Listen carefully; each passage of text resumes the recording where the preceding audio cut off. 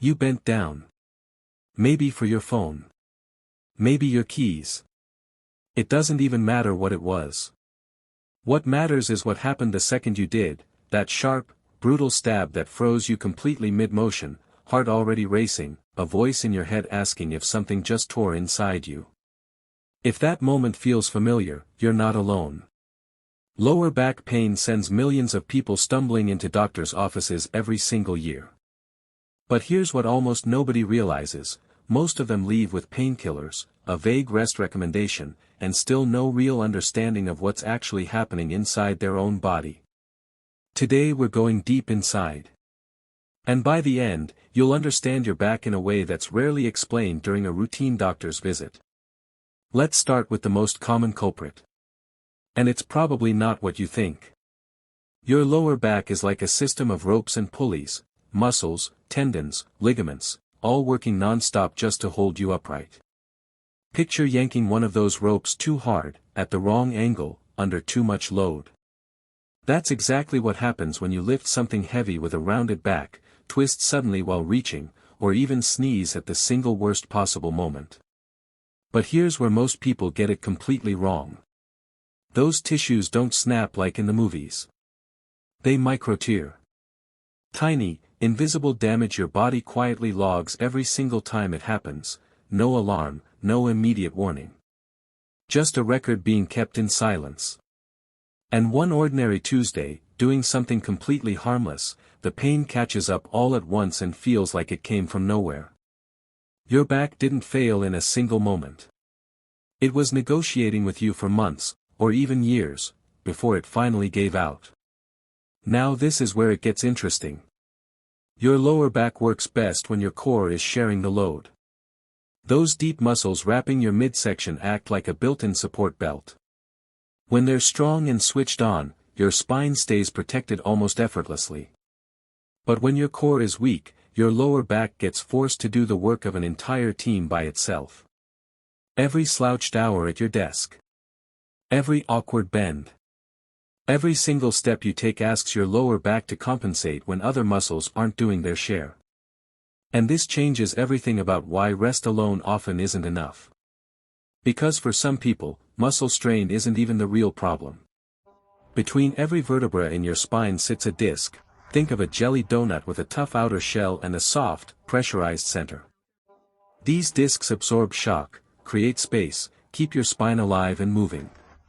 But pile on enough pressure, enough repetition, enough years of poor movement, and that outer shell begins to fail. It bulges. Or worse, it ruptures. The soft material pushes out and presses directly into a nerve running alongside it. And that nerve doesn't whisper. It screams. Shooting pain down your leg. Numbness spreading through your hip. A burning, electric sensation that travels all the way to your foot.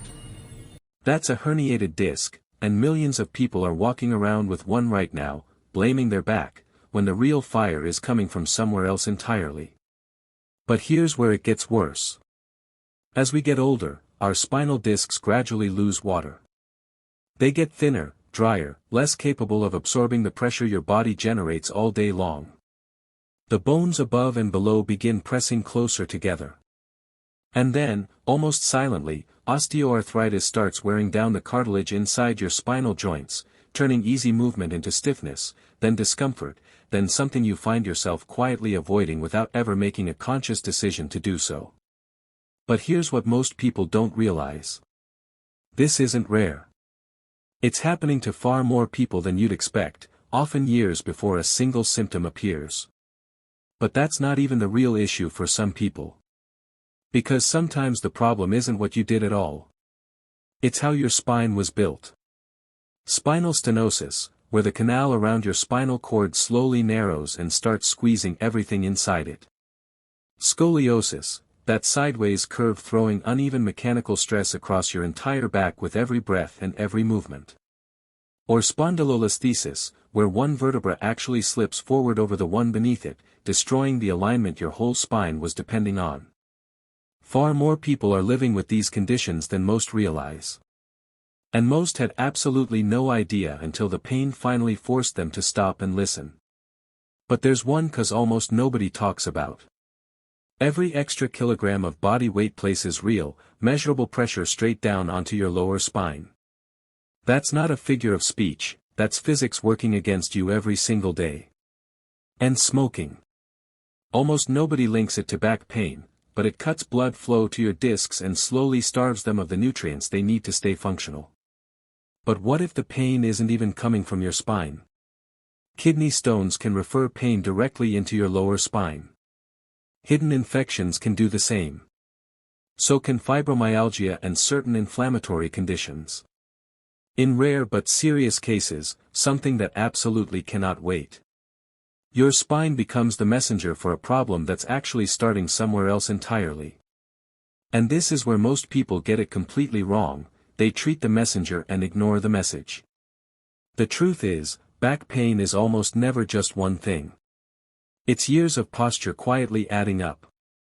Years of lifting wrong and sitting too long with nothing working to offset it. Years of your body sending the same signal in 100 small ways, until it finally stopped asking and started demanding. For today, don't focus on stretching harder.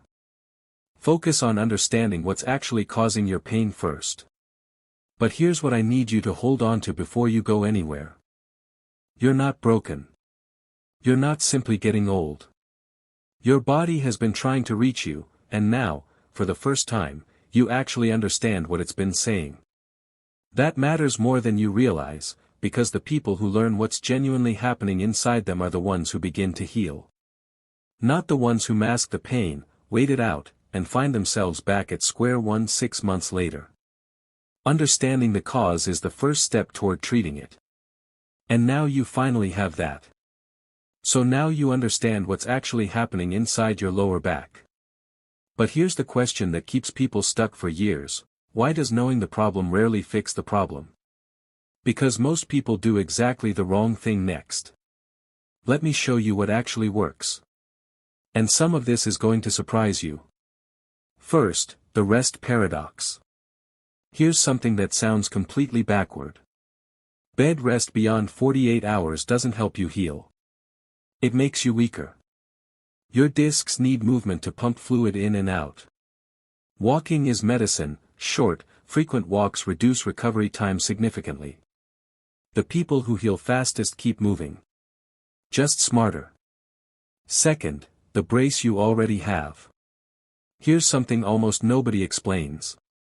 Take a deep breath into your belly, then brace your core like you're about to take a punch. That simple act creates internal support that takes massive load off your spine. Research shows this works better than any back brace you can buy. Your body is the brace. Before every lift, breathe in, brace, keep your spine neutral. Third, the exercises that actually work. And here's where most people get it completely wrong. Sit-ups and crunches actually increase compressive load on your lower back. They can make things worse. Planks, bird dogs, dead bugs, these teach your deep stabilizers to fire correctly. Start with 30 seconds. Build from there. Your core isn't just about visible muscles. It's about muscles that actually protect your spine. Fourth, the 30-minute rule. Here's something so simple it almost sounds ridiculous. But it works. Get up from your desk every 30 minutes. Even 30 seconds standing resets your spinal mechanics. Walk while you take calls. Take the stairs. Your spine was designed for movement, not stillness. The people who avoid chronic pain aren't the ones with perfect posture, they're the ones who change positions constantly. Fifth, the sleeping position nobody talks about. Back sleepers need support under their knees. Side sleepers need a pillow between their knees. Stomach sleepers, you need to change positions entirely. That position forces your lower back into extension all night long. Your spine never rests. A simple pillow adjustment can be more effective than a month of stretching. Sixth, the flexibility myth. Now here's something that might completely change how you think.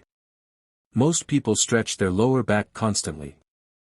But here's the twist, the research shows flexibility is rarely the issue. Your lower back isn't tight because it needs stretching. It's tight because it's working too hard to compensate for weakness elsewhere. Strengthen your glutes. Strengthen your hamstrings. Strengthen your deep core. The tightness often resolves on its own once other muscles start sharing the load. 7th, the red flags you cannot ignore. And finally, what every single person needs to know. Loss of bladder or bowel control, numbness around your groin, that's an emergency. Cauda equina syndrome. Get to the ER immediately. Pain after a fall, fever with back pain, or pain getting worse after weeks of proper care, those need imaging and a specialist. Here's what I need you to understand before you go anywhere. You're not broken. You're not simply getting old. Your body has been trying to reach you, and now, for the first time, you actually understand what it's been saying. But here's the real question, what are you going to do with that understanding? The people who learn what's genuinely happening inside them are the ones who begin to heal. Not the ones who mask the pain with medication. Not the ones who wait it out and find themselves back at square one 6 months later. Understanding the cause is the first step toward treating it. And now you finally have that. In the next video, we'll break down the specific movements that actually rebuild your back. The real reason most recovery programs fail. And what your spine actually needs to begin recovering in a way that lasts. Your back deserves better than painkillers and guesswork. And so do you. I'll see you there.